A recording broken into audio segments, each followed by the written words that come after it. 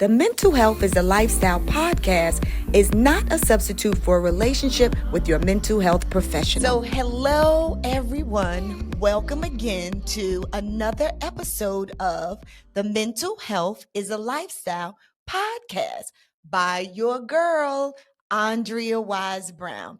And today, family, we have a new brother with us.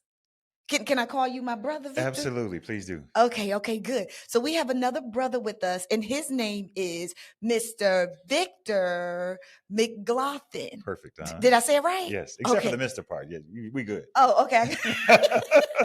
So I could just hit you with the Victor? Yeah, please. Okay, good.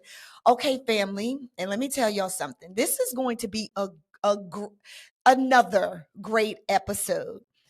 So I'll just start off with, okay, Victor, and let me just show y'all now.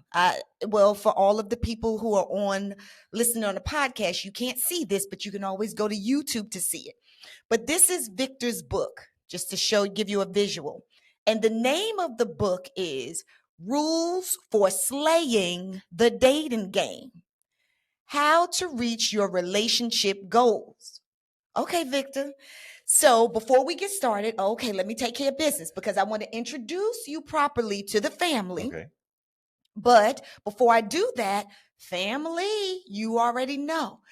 And even if you're new to the family, because if you're part of the family, you've already done this. But what I need you to do is to click this little bell, and I need you to subscribe to the podcast. I need you to like the podcast, and I need you to share the podcast. And if you feel froggy, then jump and leave a comment. Leave a comment down and tell us if you like it, if you don't, or if you want us to follow up with some questions. Okay? All right. So yeah, that's what I want. Make your journey here purposeful. Come on, subscribe. Okay. So now what I'm going to do is I am going to read Victor's bio. This is just for us to ask you a little bit, We can dig deep. Okay. Well, I love to go deep, but I just want to start off with just a little dip the toe in the pool. Okay. We're going to dip the toe in. Okay. So Victor McGlothin is a national best-selling writer. His novels, film, and television projects have resonated with a diverse audience. Victor's works often delve into themes of love, family, and relationships, making his work relatable and thought-provoking. Victor is not a licensed therapist. He is, however, a public speaker, a blogger, and advocate for healthy, successful relationships. That's an amen right there. Come on. That's Amen. Right. Thank you very much. And I just want to give a little background before you get started. Yes. Andrea and I haven't known each other well, but we had a very long conversation. I was out of town and we got on the phone and it's like, okay, we got to do this. And then I realized when someone asked me what podcast I was going to be on, I said, Andrea Wise Brown. I said, "Ooh, that sounds like a title. That sounds like a title all by itself." Oh. So yes. Yeah. So I had to say it slow like that because it means that much to me. Thank you for having me on the show. We're going to have a great time. I'm a fan. Okay. Family, y'all heard that? Did you hear that, family? I'm moving my shoulders if you're just listening, okay? No, so that's dope. That's good. And let me just say this to you. So I want to clarify. I want to be clear. You have written, so you're an author. Yes. This book right here is your 20 what book? Second. This is your 22nd book. Yes. Okay. So family, when he says he's read my name out, said it, and he said it sounds like a book, this is because this is what he does. Mm-hmm. So he writes books, but you also help people, don't you, to write books? Absolutely. I have a 90-day novel writing guide, and that's a book out you can get on Amazon. I write my novels in 90 days, and I'm not talking about novelettes or these short stories. It's a full 70 to 100,000 word book. I write them in 90 days. So if I can do it, I've been doing it for 25 years, so can you. Oh gosh. Okay, y'all. So y'all heard that, and I'm feeling like he's nudging me with this whole Andrea Wise Brown thing. But we're gonna see. We'll see. We're gonna see. Okay. So this is the deal. Okay, Victor. So I love the way you say in your bio, you said I'm not a therapist. So family, you guys know that I am a therapist. Absolutely. So no. So we're gonna put that out there, right? You said you're not a therapist, but I love the fact that you've come up with this book, Rules for Slaying the Dating Game. So I'm wondering, right? What urged you to do it, right, as a non-therapist, because you can still have tons of experience in the field. Right. You can have tons of wisdom, right, in a subject. You don't have to be a therapist to put a book out. You don't have to be a therapist to have done some research, right? So I love the way you distinguish yourself from therapists with this. However, I want to know what gave you the urge to write this book? Well, what's interesting is I've been writing books for 25 years and touring the country. With every book, I tour anywhere from 10 to 50 locations. So that gives me a chance to talk to mostly women about the project that I put out. But then afterwards, there's always the questions that come up. Victor, you seem to put a lot of relationships into your books. How do you seem to know so much about relationships? It reminded me of my relationship or a previous relationship or a close friend's relationship. So let me ask you some questions about something personally, if you don't mind. That happens at every single, book club meeting, women's club meeting, church club meeting. And most of the time there's a group of women and me.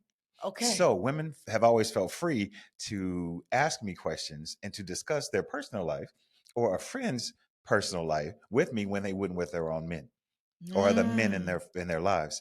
Yeah. And so, I mean, just think about it. I meet a group of women. Yes. There's a relationship inside of one of my novels, and it speaks about a woman who has a good marriage, and it's good enough. She never would have ever considered cheating. And then a man comes around, and then he comes around again, and he always seems to be in the places she is that are unrelated. He's at the grocery store, he's at the opera.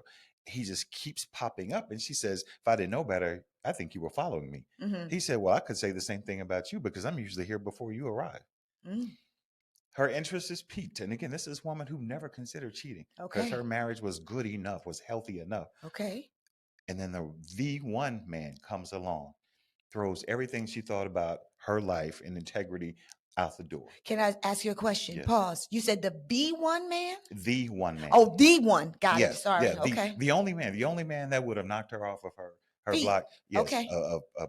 I don't want to say perpetuity because it's just morals. Okay. I don't want to cheat. I don't see myself as a cheater. That's I'm right. not that type of woman. That's she always right. said. That's right. So when that happens in the story and it plays out, women are like, I've never cheated on my man, but lately, or this one time, or currently, there's this guy. Whether he's at church or work, or she runs into him at the car wash, and I'm really interested. I don't feel good about it. What do you think? I mean, and it's questions like this that she would never share with another guy in her realm, in her sphere. Okay. Because you can't have your people around you knowing your business. So I'm always the guy that they can come to.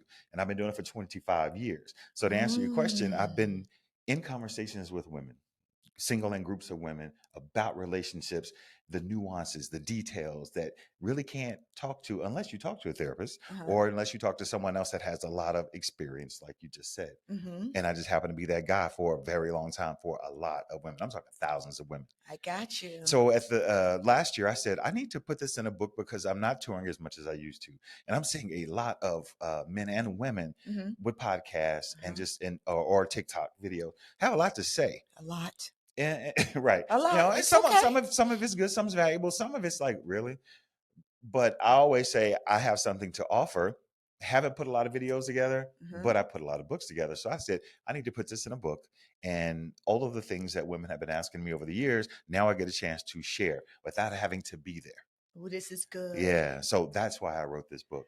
Okay, family, this is good. This is going to be juicy. We about to get into this. So this is so good. And so he's going to share these things with us. These are rules, and these rules are for women. Yeah, they are. These are for you women who are in the dating game. These are for you women.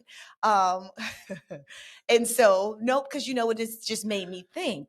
So what about the guys out there who are like, are you a traitor? Are you being a traitor? Are you trying to give them the skinny on figuring us out before we even get to meet them?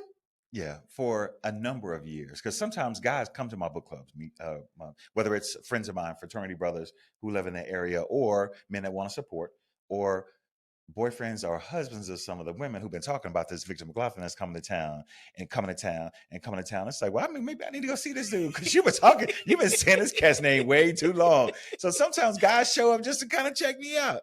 They like the way I deal with my group, and I, of course, always include them. And then afterwards, they always say, man, you're a good dude. I thought you were trying to holler at my girl, whatever, whom I never met. Okay. But now I see that you're just doing your thing, and I appreciate the way you rolled it out. But by the way, why are you telling what we've been doing? Why are you sharing our secrets? And I told him I'm an advocate for healthy relationships with men and women. Okay. That's what I do. I don't feel like I'm spilling the beans because most women know it anyway. But one of the most profound things I've ever heard a woman say is if we like a man enough, he doesn't have to lie to us. We'll lie to ourselves. And that's so good. Repeat that. Yeah. If a woman told me that if we like a man well enough, he doesn't have to lie to us. We'll lie to ourselves. And that's what I was sharing with the brother. I was like, I'm not telling them something they don't already know. Most of these women are experiencing it. I'm just putting it in book form. But they don't want to face it. Don't want to face it. But, yeah. But the written word is powerful, though. Oh, the written word is powerful. And let me say this to you. When I read your book, right? Because I did read it. And I truly believe, family, it is a good read. I do. It's a good read. Now, this book here is not a novel. Like, it is literally strictly rules. So if you just wanted to open it up and it's like in different categories, like sections. I love how he has the subtitles. You can go right to whatever your question may be about men, dating, relationships, and he's going to give you the rule, the Victor's rule. But I also thought that it was smart. Okay. Because before I went in, I was like, oh. And I get but that. It was good. I get that from mostly therapists, which I appreciate. Yes. Because y'all want to know what angle is he coming from? Yes. How is he coming at this? Yes. And why is this man talking to women? And I'm glad we broached this because I've had to explain this whether I'm at the cigar bar or at dinner and women are coming up. The book hasn't been out long, but women are starting to read it and share it and saying, my girlfriend is reading the book and it's working for her. She's getting more dates. Men are approaching her in ways that never before based on what she read and applied from your book. She's only in chapter 5. I don't know you. I've heard of you. I can Google you, but tell me what makes you think it's okay for a man to tell women how to be and act. And I said, no, you got it wrong. Nowhere in this book does it tell women how to be, how to act. My suggestion is finessing who you already are around the fringes to make yourself more apparent to men. I want men to see you as you see yourself, which has been an issue. Women are like, men aren't seeing me. I'm getting dressed up. I'm going out. I'm putting my clothes on. I'm putting my perfume on, and I'm hanging out week after week after week. And sometimes men don't even speak. I don't get one guy to speak to me. And I'm out for hours, and I got my nice clothes on. I got my hair and stuff done. And I said, well, there are some things you can do, that men can see you as you see yourself or as you want them to see you. And so I put it in a book. Okay, ladies. So guess what we're gonna do? We're gonna dive in. we're gonna dive into the book. Okay, so I made me some little notes here. Okay. And you have your book there next to you. Okay. Good. Okay. So I figure where I kind of want to start is, okay, so since you just talked about that and women asking those questions, I think I want to start with let's go to rule 71. Okay. It's on page 29. Yes, it is. Okay. All right. You know it, huh? You know what I need to do? Actually, I have 28. Do you? Well, maybe it is. It could be. Be approachable. Are we talking about there you go. being approachable? That's all. Talk about it. Be approachable. Okay, so really here's the deal. A lot of women have it naturally. Andrea Wise Brown has it naturally. She can walk into a room, open the room, attention is going to be drawn to her. So she can decide whether she wants to entertain hellos or not, entertain smiles and waves or not. A lot of women don't have that. They aren't born with what I call a natural openness. to their countenance. Years ago, a woman said, I noticed a lot of women are asking you questions, and I'm just out having dinner. And women will come up who knew me. Hey, Victor, you mind if I sit down? Okay, sit down. We're going to eat and drink. And then another group of women, are you Victor McGlothin? Yes, I am. You mind if I talk to you about so-and-so? And it happened. And she said, I just want to know, what they're asking you. Are you a celebrity or something? Are you an ex-ball player or something? I said, no, I know a couple of things about men and women and relationships. And so she asked, what is the biggest thing or the thing that women ask you most? I said, how to attract more men without dressing differently, without becoming a different person. Okay. I said, be more open. And it was as simple as that. She said, how do you mean? I said, be more open. Present yourself in a way with a soft smile or eye contact to let a man or men know that you're open and interested. Yeah. Now, when you say open, when you just said open, I'm like, oh, what's open? But you pretty much not talking about her legs being open. Because I'm just saying now, right. If the legs is open, then that would bring them in. But that's not what we talking about here. Yeah, heavens though. Not legs open, okay. not blouses open. Oh, okay, come on. And sometimes not mouths open. Oh. Sometimes it's just a very soft, I'm having a good day. I'm glad to be here. Yeah. You don't have to be cheesing all night long. Okay. But if you see something that makes you smile, smile. Yeah. It doesn't have to be about anyone or anything in particular. But when people see a woman who's out and she's smiling, whether she's smiling into her phone, conversation starter. Oh, I noticed that what's going on in your phone, sis? I see you smiling. How you doing? Boom, wide open. Got you. If you see a man who's interesting to you, he catches your eye, just smile. You can smile and look away. You can smile and look down. You can smile until he looks away. But when you smile at him, it lets him know not only that she noticed me, but she's interested. She's interested enough now, I feel okay to approach her. Okay. So when I say be approachable, that's it. No, I get it. So when women come to me, I've walked plenty of women through finding the love of their lives because they work on themselves first, right? Because your energy, you'll always attract your energy. So whatever you put out, that's what you're going to bring back. It is just the truth, right? But also maybe this approachability has to do with, I always tell them to be open. Yes. So have your energy be open to meeting someone. And what that does look like is some body language gestures, right? Yeah. So even in the supermarket, when you walking around, if you got your face in the cart and you looking down, or you have a bitch resting face, right? Because the bitch resting face says, don't you even come next to me. Don't try it. Don't you try it. That's right. Or if you looking down, it says, I'm too busy for you. But if you looking up while you pushing your cart, right? When you reaching for your meat or noodles or whatever, I'm just saying, when you reaching for your stuff, right? You looking and you smiling and you glistening and you're open. The door is open for meeting someone, right? Open for engagement. Then that's what you'll attract. No, I love the way you said it. There's two things. First of all, having an open countenance, being open, presenting yourself as open and available, because what open means is available. So when you're presenting yourself as open, a simple smile to a guy, it's like, oh my goodness, she thinks I'm interesting enough. That's good. So and that's all it says. She sees me. She sees me. Now let me get to know her because now she signaled to me that it's okay to come over and approach. Okay. That's what she signaled. That's good. And so you talking about the grocery store? I have a fiance now, but even when I was married and single, whenever I saw an attractive woman in the grocery store, because women, y'all get to choose. Okay. Women think that men get to choose. Women, y'all get to choose. Okay. When a woman would see me and smile, how you doing? Or just smile. I'm thinking, okay, that's a shot right there. I could shoot my shot or not. I could just return and say hello. Hope you're having a good day and keep it moving. But it opened the door. It opened the realm of possibilities. That's what keeping it open does. Okay. All right. Okay. So Victor's telling you ladies, this is what men are thinking. And so let's be more open. Okay. So we're going on to another rule. Okay. So we're going to so this is the thing. Nowadays, online dating is one of the ways to find your person. Yes. Okay? It's one of the ways. Now, I always tell clients, it is not every way.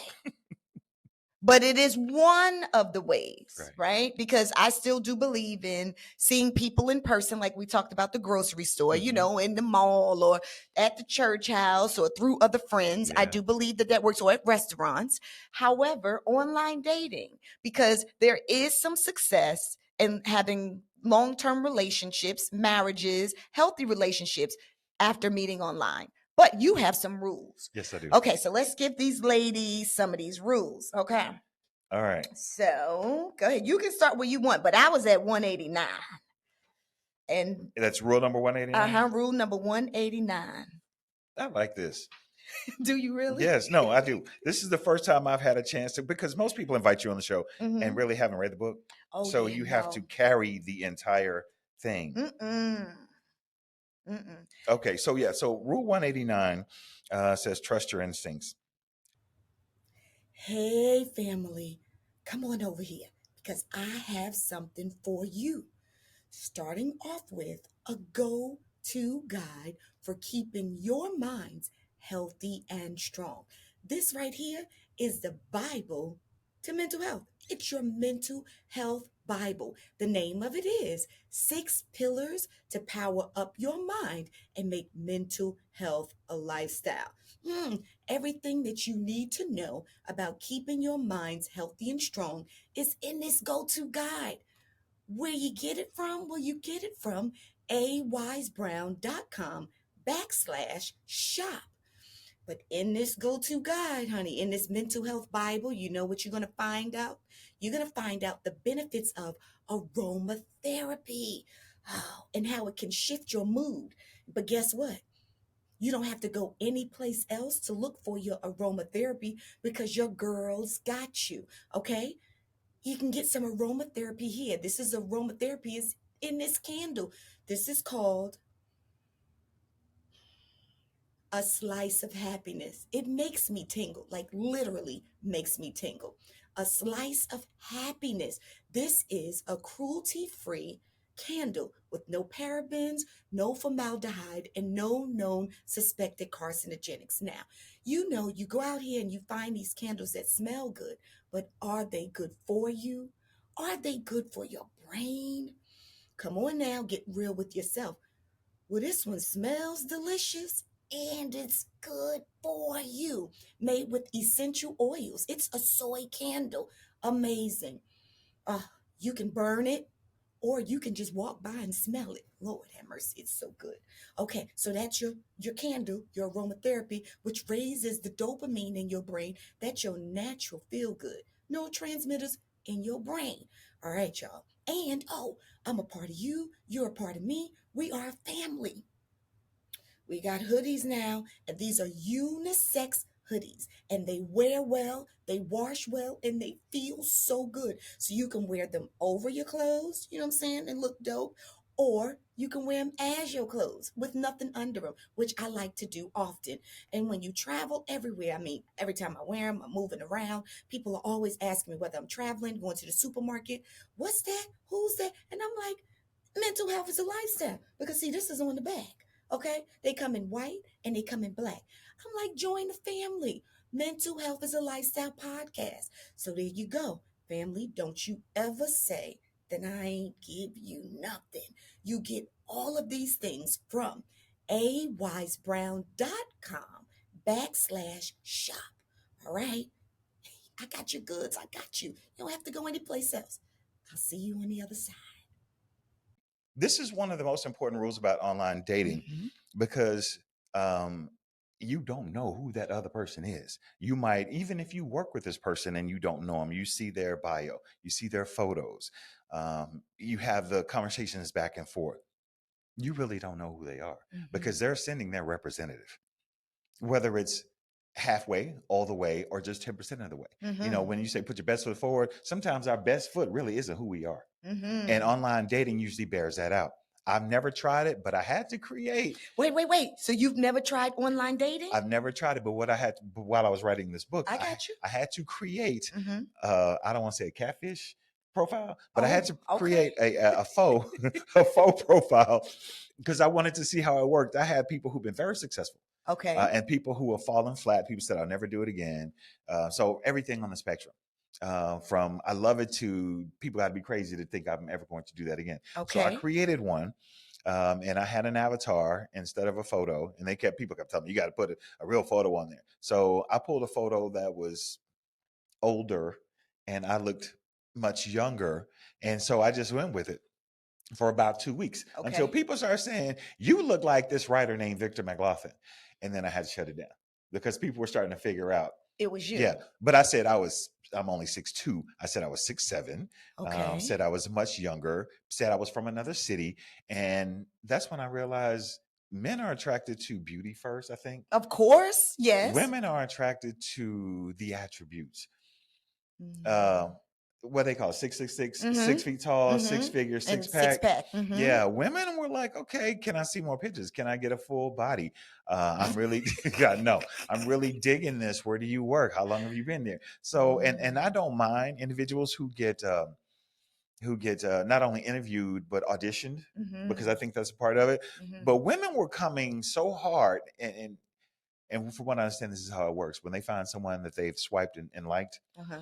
it goes into, I want to know how soon we can get together to know each other to see if you're really the fit I think you are. Okay. Wait, this is what women will say. Yes, Okay. women online, women are a lot pushier than I would have imagined. Oh. Oh. Something just popped in my head. You tell me, and then I'm gonna tell you what some men have told me. Go ahead. Yeah. Okay, yeah, that women are, like I said, they're all interviewing and auditioning Yes. and trying to get at the meat of it.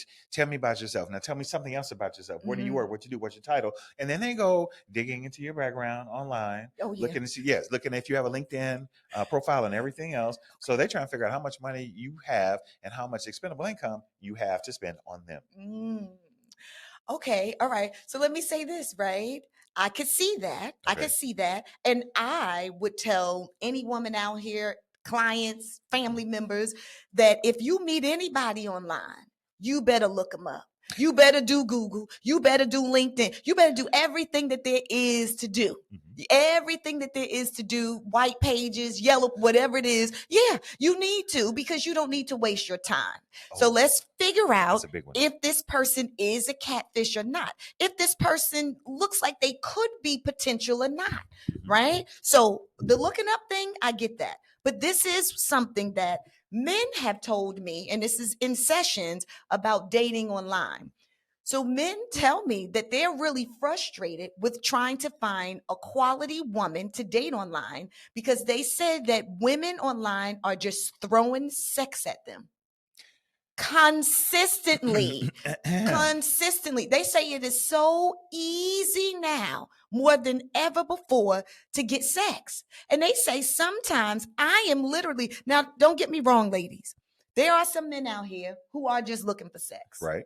However, there are some men out here who are looking for maybe a connection, maybe Yeah. a date, maybe not marriage, but a connection to hang out. And they're not necessarily just looking for sex, especially as soon as they meet you. Right. But Most of us are not. Right. okay, all Most of us are right. not. I want you to talk about that because this has been a complaint that I have heard from men where they say, so this makes them judge a lot of the women who are online because the ones who they've encountered have been dropping the draws immediately. We are going to put you in a box. We're going to put you in the Mm, thought box. come on now. And once we put you in the box, even if we get to know you better and think more highly of you at some point, Mhm. it's hard to get out that box. Mm. What I call it is the box of broken and unusable toys.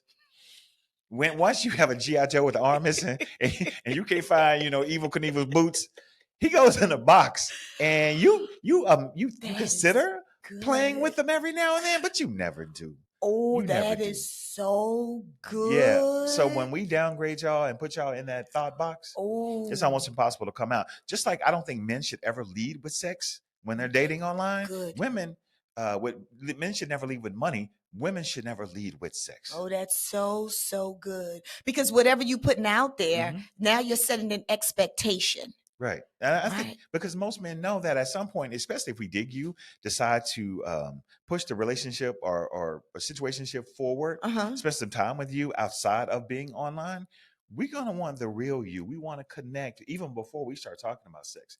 When women are saying, yeah, you look like you could throw down or, something of that nature, Right, I right. like your arms. I like your chest. I see you packing. Okay, even if men consider to go past that, you're in the box. You in the thought box. You're in the thought box. Y'all don't be in the thought. You better stay out of that thought box. It's hard to get out. It's hard to get out. Once we have compartmentalized you as a woman, it could take years, if ever, to see you differently. And then guess what? We're gonna tell our boys, oh no, bro. She in the thought box. Yeah, she came at me talking about coochie day one. Right. She got a leg missing and an arm and an army hat missing. She that little toy just over there in that damn thought box. Yeah. Lord have mercy. Don't y'all get in the thought box. Okay, this is good information. Okay. This is good. This is so good. This is so good. Okay. All right. Okay. This is another one. So let's go to 192. Don't be discouraged by rejection. So I'm online dating, and this is for the women out here who are online dating.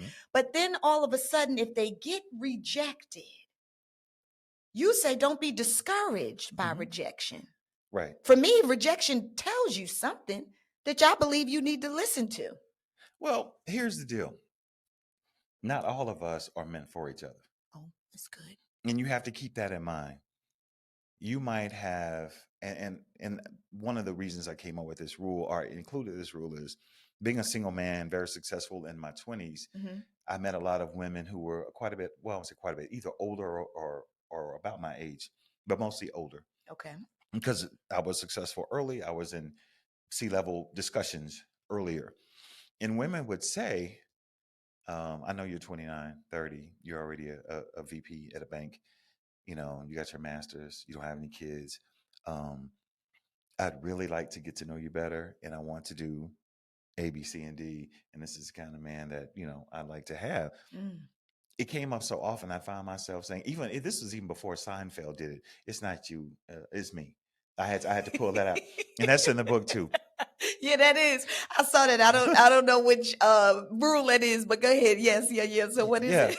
You are, and I found myself saying an awful lot. You're gonna make someone a wonderful wife. You're gonna make someone a wonderful mate. Just not me. I just don't see the things that I'm looking for in you to go to the next level. So I had to say it. And there was nothing wrong with these women whatsoever. I mean, a number of them, because I was interested in going out with them, were awesome choices. Just not for me, because I didn't see it.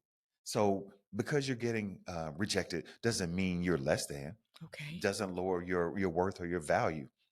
It just means for that person, they didn't see in you what they thought they needed at the time. Or perhaps they're not ready at the time. Oh, that's good. Timing is good. Especially Timing is good. For men? Oh, okay. Talk about that. Let me say this. That's good. If a man is not ready to settle down, can't nobody make him, not even his mama. When a man is ready to settle down, can't nobody stop him, not even his mama. Okay, and you know, a lot of men are close to their mamas. Mama, I met this woman. I want to see what you thought about it. Or do you, no. When a man decides it's time. Oh, and let me say this before I forget. Okay. Met a woman, dated 3 guys seriously. And each time after she dated those 3 guys, their next woman they married.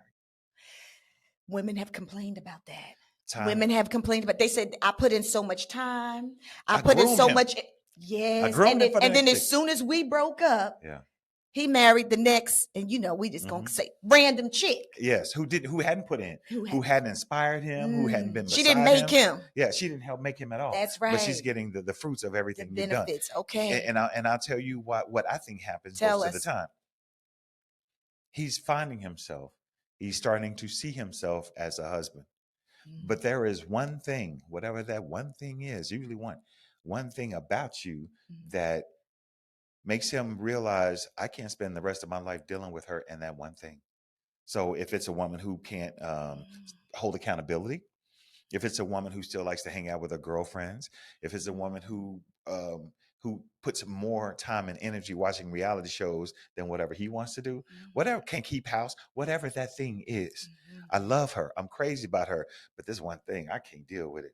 So what happens was when he gets with that next girl who may not be nearly as qualified or perfect for you, but she don't have that one issue. Oh, Lord. So he's saying she might not have all the other stuff that my ex had, but I don't have to put up with A, B, C, or D. Baby, let's get married. And that's exactly how it happens. Yes. Oh, wow. Okay, that one thing.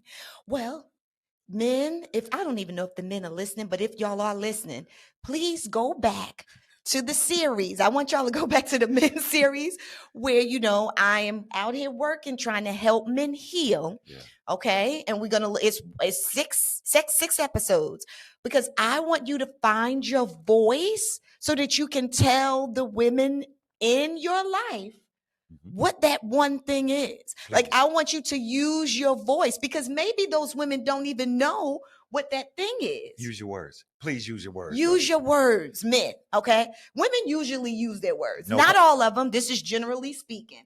But men, what I found is they don't really use their words. So I could literally see that same situation happening where they didn't really tell her about that thing, or they may have told her, but they didn't tell her that it was a deal breaker. My words, those are my words. They didn't tell her it was a deal breaker. I'm not happy with you. Yes. I'm not happy in this relationship anymore. Yes. I think we've gone far as I'm tired of fighting about, I'm tired of arguing about. If we have this fight about the same thing one more time, I don't know what I'm going to do. That's that thing. That is that thing. And I think as long as we stay, women say, he's mad. He'll get over it. He always does. I don't have to worry about that because I'm checking the boxes in every other category. So this can't be that big a deal until he's gone. And when the next chick gets him, and she don't have that thing. Don't have that now, thing. She may not have everything that you have, right, but she don't have that thing. Right. Which usually happens because he goes back to the woman that he passed on and say, you know what? I missed you and maybe I left prematurely, or maybe I should have put up with whatever that thing was a little longer. Because even though my girl is good, my wife is good, it ain't the same. I don't feel the same about her as I felt about you. The connection is not there. And of course, women say, well, what am I supposed to do with that? Why are you DMing me? Why are you calling me back? You've made another choice. Yeah. So please leave me alone. Yeah. So that and happens. she should. And she should. And she should say that. Well, not all of them do, but she should. Right. She dang sure should say, brother, please stay over there. Please stay over there, because then you're going to come here. And then when you get here, who knows? One time there may be a thing. You know what I'm saying? Sometimes you got to, but you know what? I'm going to go back to this, right? What you said earlier, and that is true. And I do believe that, is that everybody isn't for everybody. Yeah. Right? And so it's good. If somebody wants to leave, let them leave. Yeah. It was nice. It was nice. Yeah. I hate to see you go, but I understand. Yeah, there you go. Yeah. Okay. All right. Let's get back into the book. Okay. So rejection. Go ahead. Yes, rejection. So when rejection happens, it's almost like when I learned in business school, making a sales pitch, no means next. That's all it means. No means next. Oh, that's good. Don't let it diminish you in any way, because it's not a negative. It just means for that person at that time, it wasn't a good fit. And God might be saving you from yourself. It's so true. Yeah. I believe that. Mm-hmm. Okay. So this is good. This leads me. I was going to go with a different rule now, but I want to, no. This is so good because I want to pull you into it. Since you were talking about, you said you were married. Yes. You said now you have a fiance. Right? Okay. And so, I don't know how much you want to share, whatever, about your marriage and why and all that. Are you divorced? I'm an open book. It's not a problem. You an open book. Yeah. Okay. All right. No. And so you just telling me what you just said about that one thing just made me think about your personal story, about the reason for divorcing. And so, because then that's going to lead me into another rule. Okay. So if you don't mind, right? You said you were married for how long? 24 years. For 24 years. Yeah. Yeah. That's a long time. Yeah. Okay. I've been married for 27 years. Yeah. Okay. It's a long time. You put your time in. Yeah. But no. But the point is that I understand, right? What 24 years is, right? That's an investment. Yeah. But it also means that you loved her. And I'm sure that she loved you. Yes. Yeah. So if you don't mind sharing, you said you're an open book. Mm-hmm. Why did we leave or separate or divorce? Like, what was that choice? Because you made me think of that when you said that one thing. That's dangling in my head. Yeah. On next week's episode, Victor will